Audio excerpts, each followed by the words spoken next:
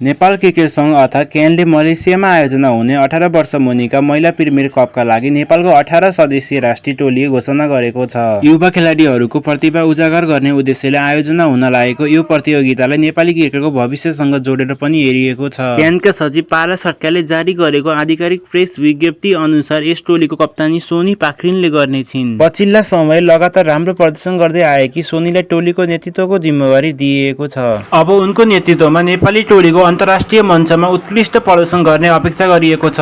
कप्तान सोनीसँगै टोलीमा सना परविन, अलिसा कुमारी यादव, सावित्री धामी, मनिषा उपाध्याय, रचना चौधरी, रिया शर्मा, अनु कडायर, तीर्सना विश्वकर्मा, कृष्मा गुरुङ, अन्जी पाठक, मनिषा चौधरी, श्रेया महरा, करुणा विष्ट, प्रतिभा शाह, प्रिसना राणा मगर, साक्षी यादव र आस्ना चौधरीले स्थान पाउन सफल भएका छन्। यी सबै खेलाडीहरूले अब नेपालको राष्ट्रिय जर्सी लगाएर अन्तर्राष्ट्रिय प्रतियोगितामा देशको प्रतिनिधित्व गर्नेछन्। टोलीमा अनुभवी र सम्भावनाशील युवा खेलाडीहरूको राम्रो संयोजन देखिएकाले समर्थकहरूले पनि यस टोलीबाट उत्कृष्ट प्रदर्शनको अपेक्षा गरेका छन्। एसियाली क्रिकेट काउन्सिल अर्थात् आइसिसी को आयोजनामा हुने यो प्रतियोगिता जुलाई 11, 2026 देखि मलेसियामा सुरु हुनेछ।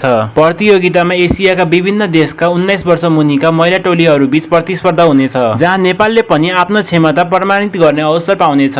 यदि नेपाली टोलीले राम्रो प्रदर्शन गर्न सफल भयो भने यसले अन्तर्राष्ट्रिय स्तरमा नेपालको महिला क्रिकेटको छवि अझ बलियो बनाउने मात्र होइन, भविष्यका सिनियर राष्ट्रिय टोलीका लागि नयाँ प्रतिभा उत्पादन गर्न पनि ठूलो योगदान पुग्ने विश्वास गरिएको छ। अब सबैको नजर रहनेछ कप्तान सोनी पाखरिनको नेतृत्वमा नेपाली टोलीले मलेसियामा कस्तो प्रदर्शन गर्छ भन्नेमा। नेपाली समर्थकहरूको आशा छ कि यो युवा टोलीले उत्कृष्ट क्रिकेट खेल्दै देशलाई गर्व गर्ने नतिजा दिलाउनेछ।